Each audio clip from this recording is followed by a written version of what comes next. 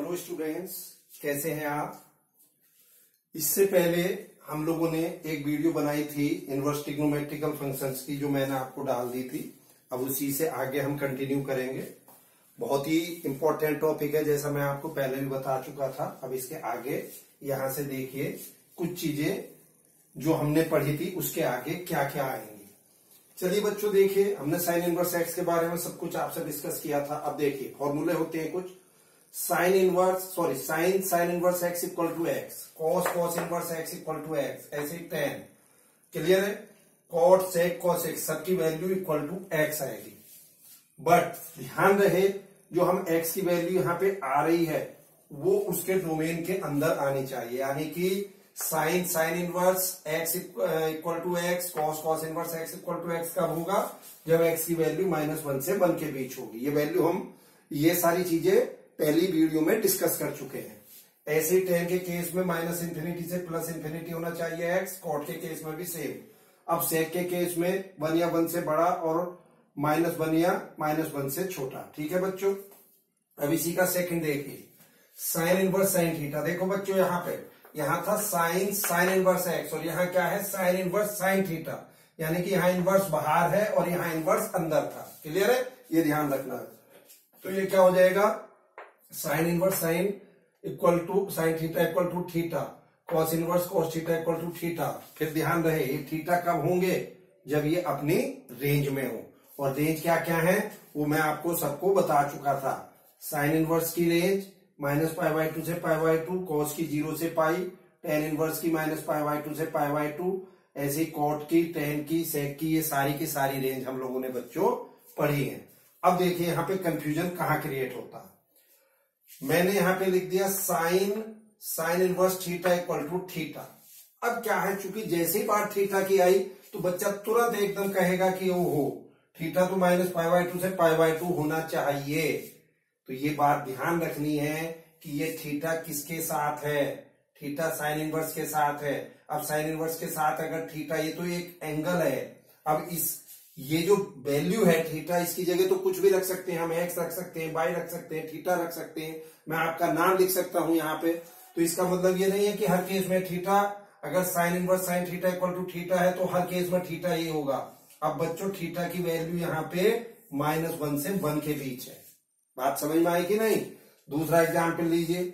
मैंने यही तो करा है, यहाँ पे थीटा और एक्स को इंटरचेंज कर दिए। यहाँ थीटा ले आया है, एक्स ले आया। क्लियर है। अब देखिए sine inverse sine x equal to x, बहुत सिंपल है। अब एक्स तो आ गया, लेकिन अब चूंकि एक्स तो साहब हमने पढ़ा -1 से 1 के बीच, ये भी गलत है।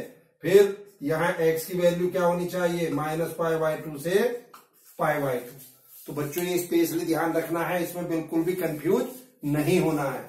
जब यहाँ पे देखिए थीटा अगर अंदर है, जैसे साइन के साथ थीटा है, तो इसका मतलब ये एंगल की बात हो रही है। जैसे sin π/2, sin π/4, sin π/3 एटसेट्रा।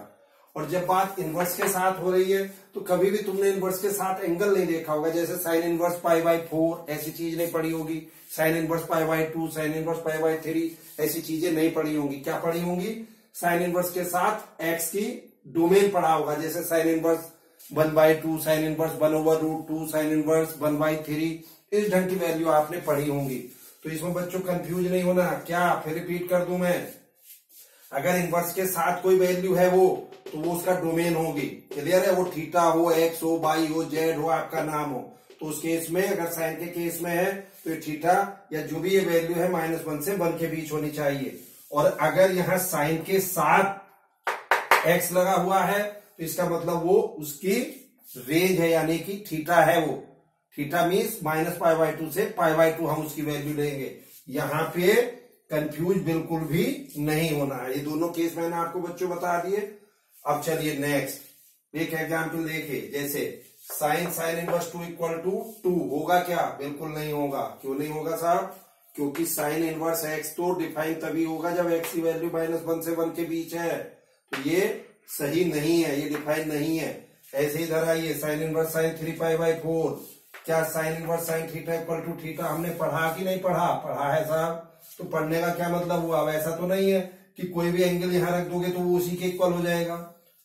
केवल अगर थीटा की वैल्यू -π/2 से π/2 है तभी ऐसा होगा।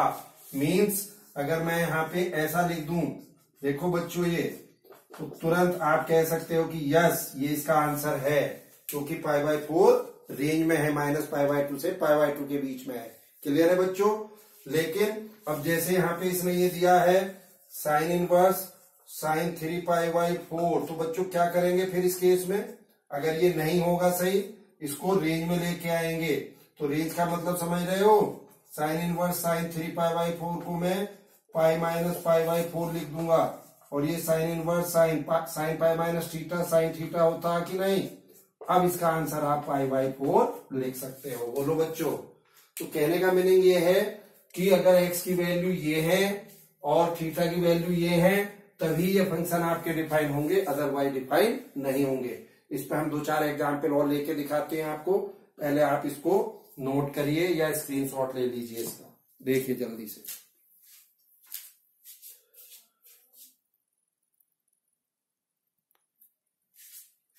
चलिए बच्चों नेक्स्ट देखिए, मैंने कुछ एग्जाम्पल लिए इसी पे जो मैंने फॉर्मूले आपको लिखाए थे, क्योंकि आप ये समझ लीजिए, ये जो मैंने अभी फॉर्मूले लिखाए, अगर आप इनको ढंग से समझ लें तो फिर इनवर्स ट्रिग्नोमेट्रिकल फंक्शन में कुछ भी नहीं है। बस यही क्लास है जो आपको काफी कुछ हद तक ये सारी चीजें क्लियर कर देगी। अब आइए, साइन इनवर्स साइन 3π/5 क्या होता है बच्चों, साइन की रेंज -π/2 से π/2। क्या 3π/5 इस रेंज में है? नहीं है। क्यों नहीं है? 3 × 180/5, तो ये कितना हो गया 540/5, यानी कि ये आप कह सकते हो 100 से बड़ा एंगल हुआ कि नहीं।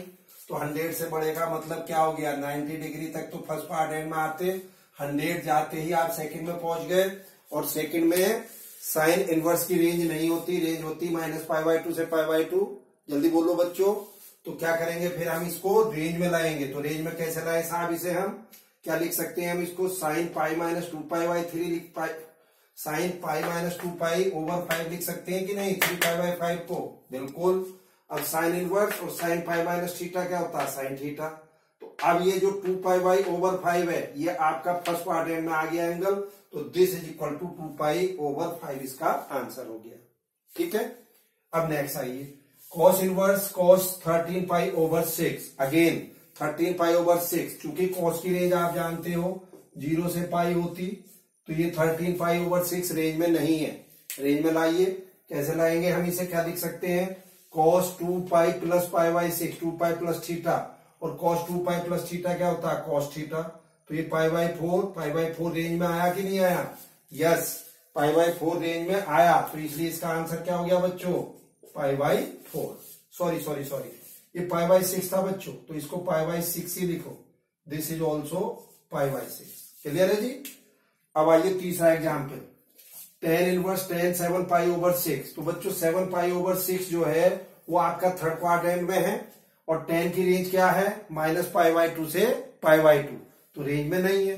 रेंज में लाओ, तो कैसे लाएंगे रेंज में हम इसे हम लिख सकते हैं tan π + थीटा, और tan π + थीटा जो है वो क्या हो जाएगा आपका, देखिए क्या लिखेंगे हम इसको, 7π, यस ये, और tan, यस ये पॉजिटिव होगा। tan π + थीटा कितना होता है, बोलो बच्चों, 7π/6 है, इसको हम π + π/6 लिख लेंगे, और ये क्या हो जाएगा, थर्ड क्वाड्रेंट में होता है, tan पॉजिटिव होगा, tan π/6, तो इसका आंसर क्या हो जाएगा बच्चों, π/6 विच इज इन रेंज। बोलो बच्चों, क्लियर है। नेक्स्ट एग्जाम्पल उठाइए, कोसेक इनवर्स कोसेक 13π/4। बोलो, अब 13π/4, फिर वही कोसेक की रेंज क्या होती है बच्चों, 0 से पाई, तो क्या 13π/4 रेंज में है, नहीं है, तो हम इसे कैसे लिख सकते हैं, 3π + π/4, 4 से डिवाइड कर दो, और बच्चों 3π + थीटा का मतलब क्या हो गया, 2π, 3π + थीटा, थर्ड क्वाड्रेंट में गए कि नहीं गए, और थर्ड क्वाड्रेंट में बच्चों क्या होता है, कोसेक निगेटिव होता, तो cosec 3π + theta minus cosec theta, और इस माइनस को हटा के मैं कहा ले आया, इधर ले आया, क्योंकि हम जानते हैं cosec - theta = minus cosec theta होता। तो अब -π/4 हमारी रेंज में आया कि नहीं आया, क्योंकि इसकी रेंज कितनी थी, -π/2 से π/2, ये तो होती कोसेक की, जो कि रेंज में आ चुका था, इसका आंसर -π/4 हो गया। क्लियर है। अब नेक्स्ट आइए, cos inverse cos 2π/3 plus sine inverse sine 2π/3। बोलो बच्चों, अब 2π/3 कॉस की रेंज आप जानते हो क्या होगी, 0 से पाई। साइन की रेंज क्या होगी, -π/2 से π/2, हाँ या ना। तो चलिए कॉस का तो फिर ठीक है, 2π/3 सेकेंड क्वाड्रेंट में है इसलिए रेंज में है, लेकिन 2π/3 which is in second quadrant और साइन की रेंज सेकेंड में नहीं होती, वो होती है फर्स्ट और फोर्थ में। तो इसलिए इसको रेंज में लाने के लिए क्या लिखूंगा मैं, साइन पाई माइनस थीटा, यानी कि साइन पाई माइनस π/3। और साइन पाई माइनस π/3 किसके इक्वल होगा, साइन π/3 के। तो बच्चों क्या हो गया, अब ये चूंकि दोनों एंगल रेंज में आ गए तो ये क्या बना 2π/3, ये क्या बना π/3, ऐड करेंगे, फाइनल आंसर क्या हुआ आपका बच्चों, जल्दी से बोल दो, पाई। बात क्लियर हुई या नहीं हुई। चलिए जल्दी से एक इसका स्क्रीनशॉट ले लीजिए और आगे फिर मैं एग्जाम्पल आपको बताता हूं।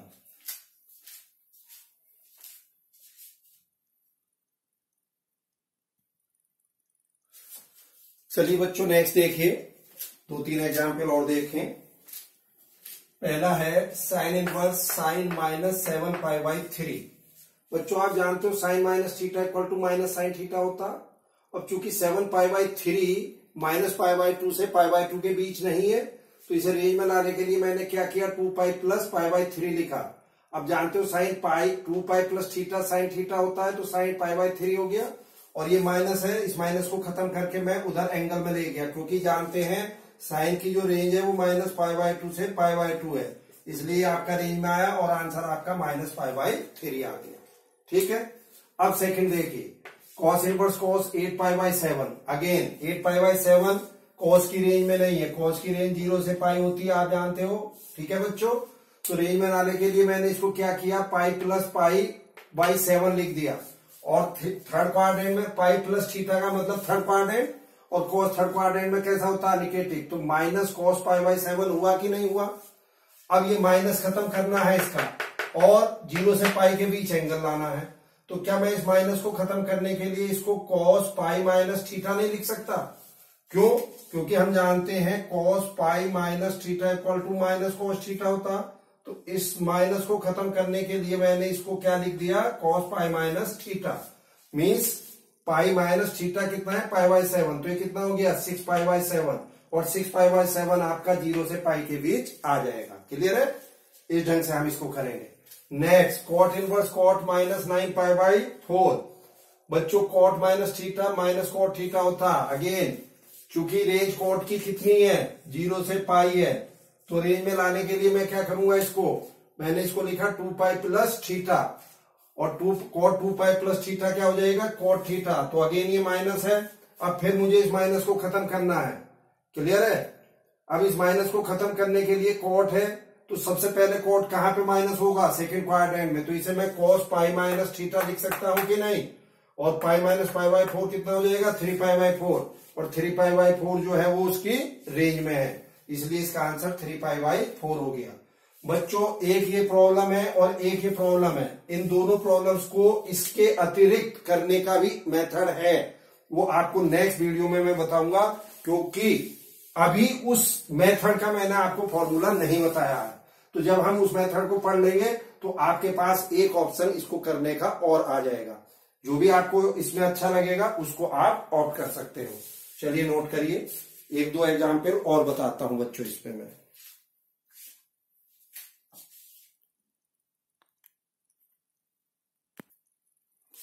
चलिए बच्चों देखिए, नेक्स्ट एक एग्जाम्पल और देखिए।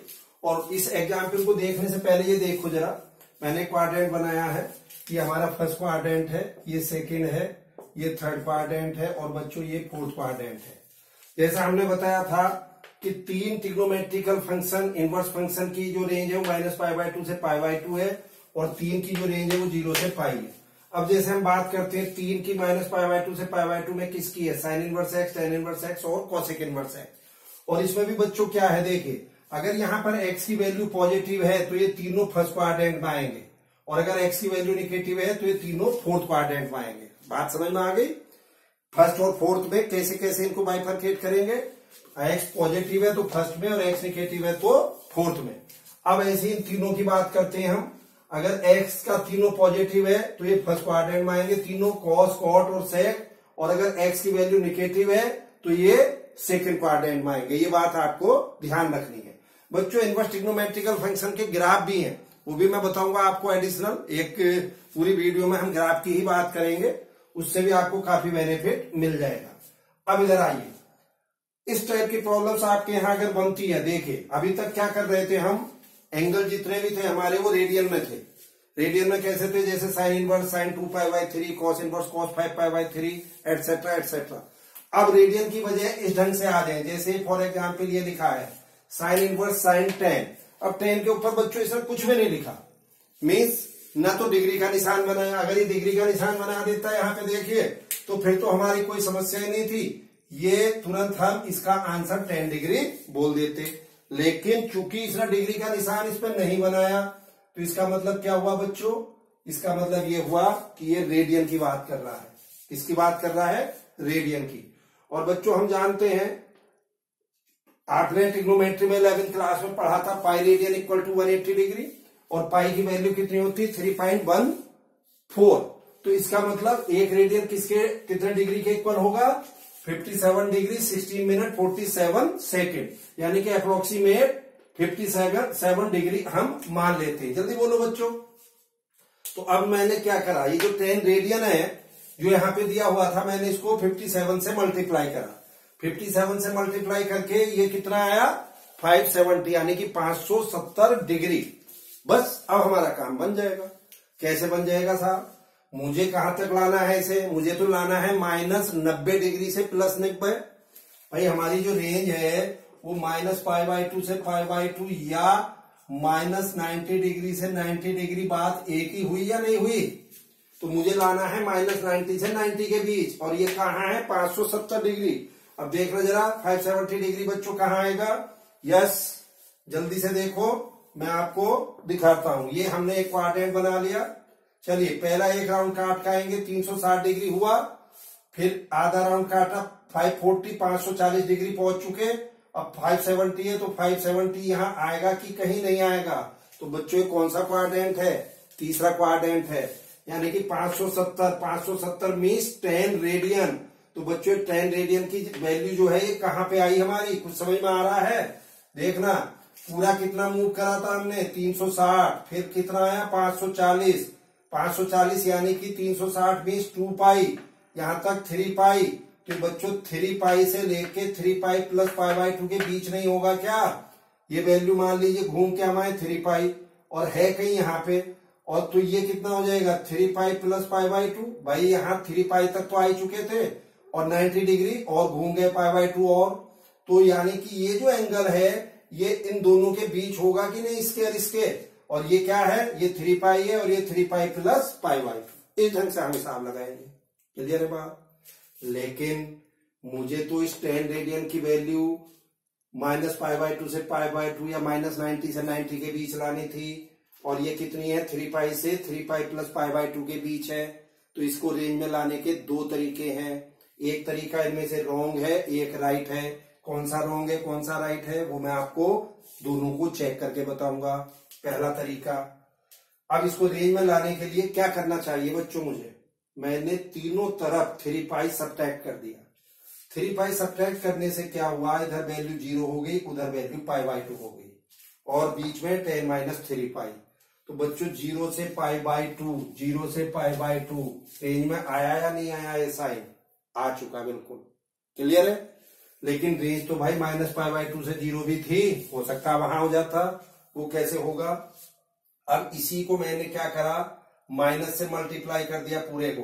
आप बच्चों जानते हो, जरा देखना यहाँ पे, अगर x की वैल्यू 1 से 2 के बीच है तो -x -2 से -1 के बीच होगा कि नहीं होगा, बोलो। मीन्स अगर हम किसी इनइक्वालिटी को माइनस से मल्टीप्लाई कर दें तो उसकी वैल्यू क्या हो जाती है, रिवर्स हो जाती है विद साइन। तो बच्चों मैंने इसको -1 से मल्टीप्लाई करा तो ये क्वांटिटी इधर आ जाएगी और ये यहां आ जाएगी, रिवर्स हो जाएगा, और ये -10 हो गया। अब मैंने इसमें क्या करा, 3π ऐड कर दिया पूरी इक्वेशन में तीनों जगह।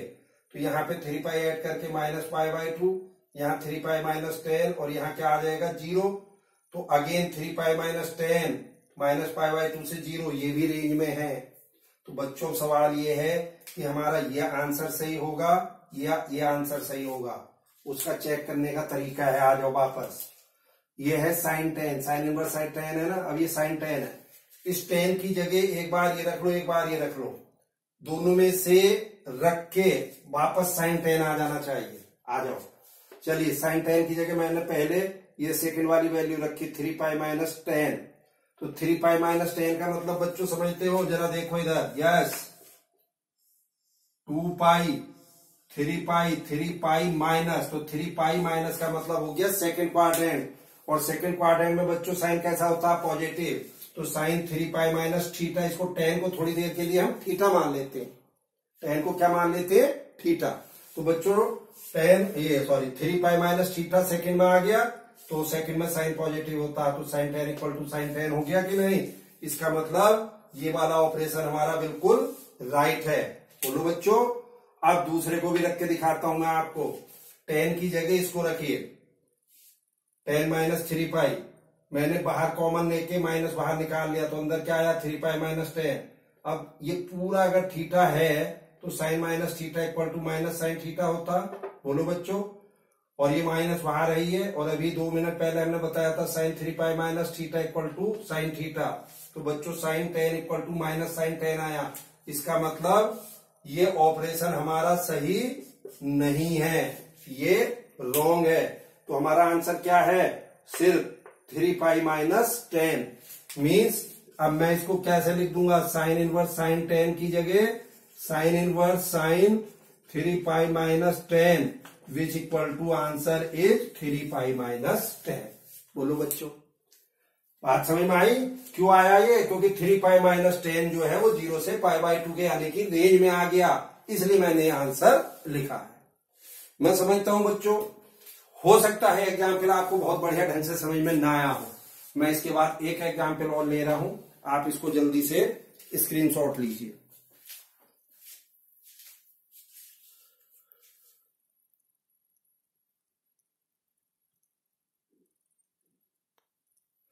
चलिए बच्चों, 2 एग्जाम्पल और देखिए इस पे। पहला एग्जाम्पल है कॉस इनवर्स कॉस 8। फिर वही 8 पे कोई डिग्री का साइन नहीं है, 8 में से रेडियन है, और हमने बताया था एक रेडियन 57 डिग्री के इक्वल होता है।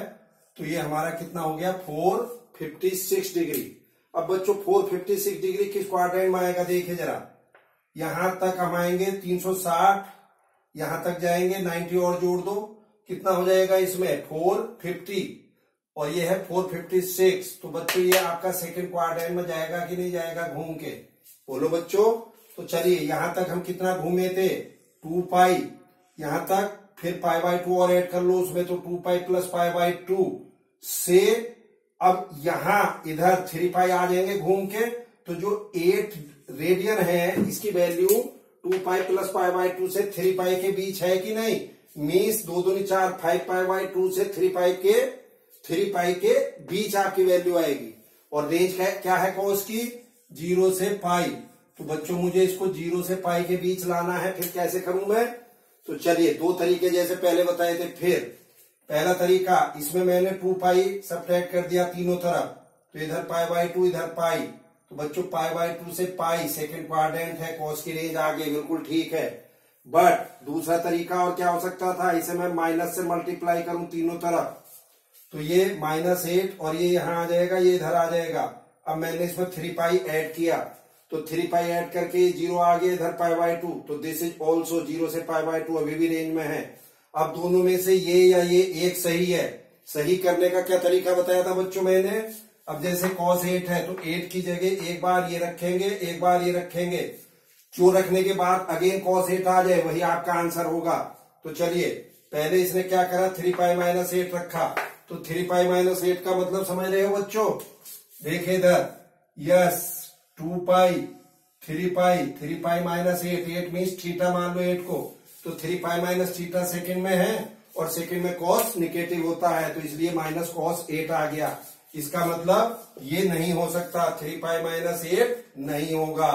फिर बच्चों दूसरा होगा, अब रखना चाहो रखो, नहीं रखना चाहो डायरेक्ट आंसर लगा सकते हो। फिर भी चेक करने के पॉइंट से मैं आपको दिखा देता हूं। 8 की जगह इसको 8 माइनस 2 पाई लिखिए। मैंने इसमें बाहर कॉमन निकाल के इसे 2 पाई माइनस 8 कर दिया। आप जानते हैं cos minus theta equal to cos theta ही होता है।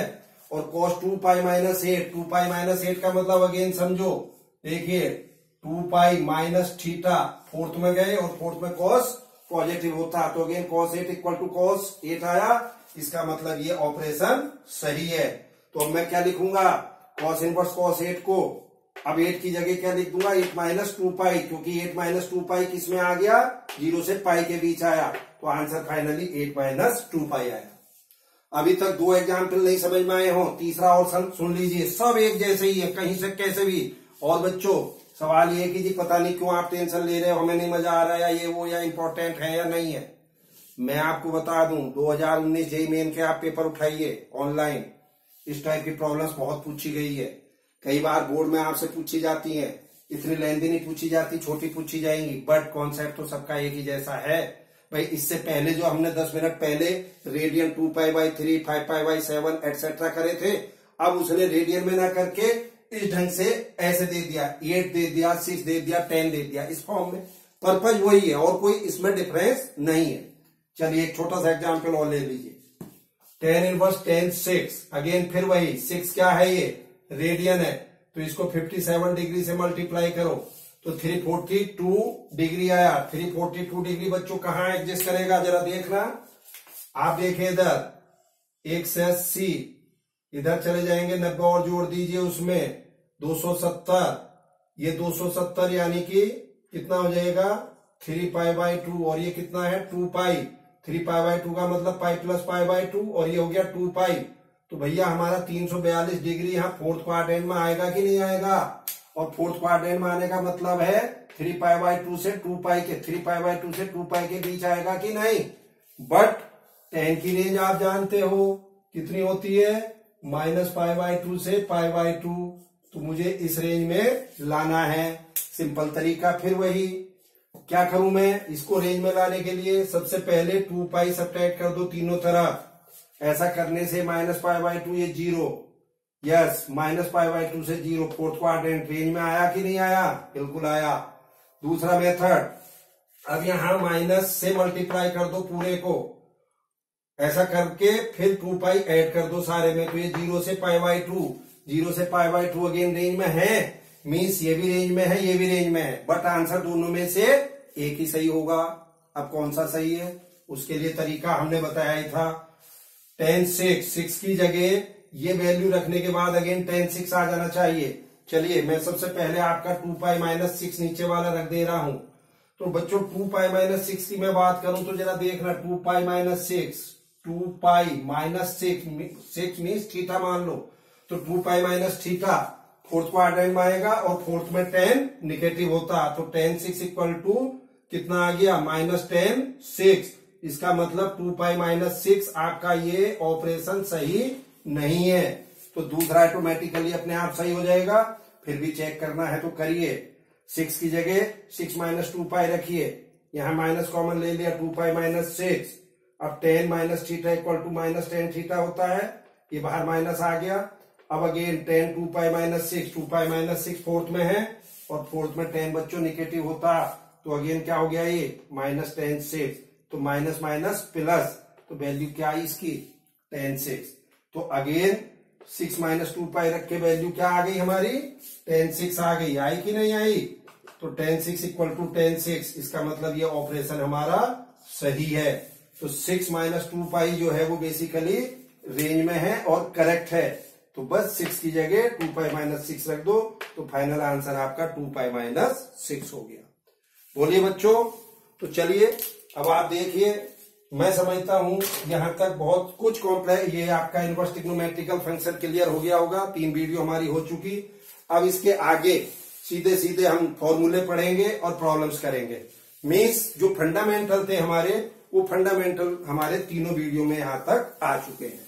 बात समझ में आ गई, तो बच्चों इसको देखिए, फिर भी कोई समस्या होगी आप मुझे व्हाट्सएप से, फोन से, किसी भी ढंग से मालूम कर सकते हो, और इसके बाद हम नेक्स्ट वीडियो फिर डालेंगे। ठीक है बच्चों, चलिए थैंक यू, ओके।